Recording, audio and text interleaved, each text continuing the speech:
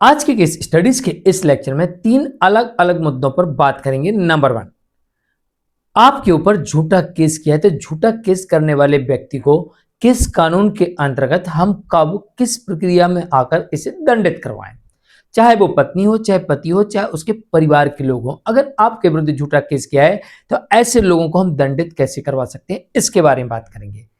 Number 2, आपके case में उसने उस झूठ को सच साबित करने के लिए झूठे सबूत दिए, तो ये झूठे सबूत देने पर उसे किस प्रक्रिया के अंतर्गत और कब हम कौन सा केस फाइल करें और कब उसे जेल भिजवाएं, ये भी बताएंगे। नंबर 3, झूठा एफिडेविट, चाहे पत्नी ने दिया हो, चाहे पति ने दिया हो, चाहे किसी ने दिया हो, झूठा एफिडेविट दिया है तो फिर इस व्यक्ति को कब किस प्रक्रिया के अंतर्गत हम जेल भिजवा सकते हैं। आज के केस स्टडीज के इस लेक्चर में इसी मुद्दे पर डिटेल में बात करेंगे। जय जिनेंद्र हूं क्रिश्चियन।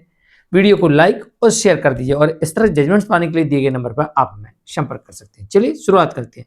नंबर 1, झूठा केस करने पर, अगर आपके विरुद्ध में झूठा केस किया गया है तो इसके लिए आपको तब तक वेट करना होता है तब तक इस केस में कोई एजेंसी जैसे पुलिस या फिर न्यायालय उस केस को डिसमिस ना कर दे, उसे झूठा साबित ना कर दे, तब तक आपको वेट करना होता है।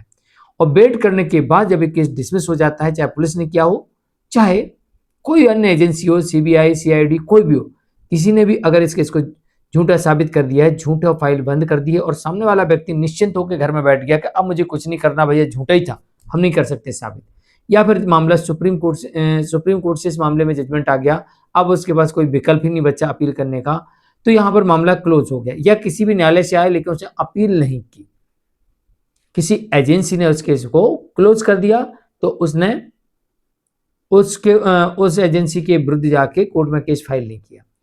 दूसरी तरफ कोर्ट ने आदेश कर दिया तो वो अपील में नहीं गया, तो इसके बाद में आप उस व्यक्ति के विरुद्ध झूठा केस दर्ज करवाने के आरोप में उसके विरुद्ध बीएनएस की धारा 248 के अंतर्गत मामला सीधे कोर्ट में उस रिपोर्ट के आधार पर, उस जजमेंट के आधार पर दर्ज करवा सकते हैं और उस व्यक्ति को इसमें दंडित करवा सकते हैं, जिसमें सजा और जुर्माना दोनों का प्रावधान है। नंबर 2, झूठा सबूत देने पर, ऐसा कोई भी झूठा सबूत है जो किसी दस्तावेजी कागज के तौर पर आया है, तो ऐसे सबूत के आधार पर आप उस मामले में बीएनएसएस की धारा 379, सेपरेट धारा 215 और साथ में बीएनएस की अन्य धाराओं में मामला दर्ज कराया जा सकता है।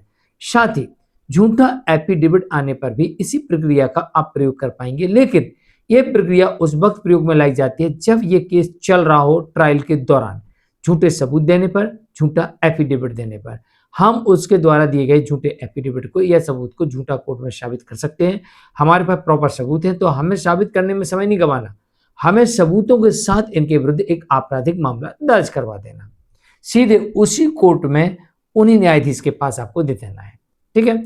और अगर ऐसा कोई दस्तावेजी कागज है जिसके ऊपर एफआईआर हो सकती है तो आप पुलिस स्टेशन में जाके एफआईआर भी दर्ज करवा सकते हैं।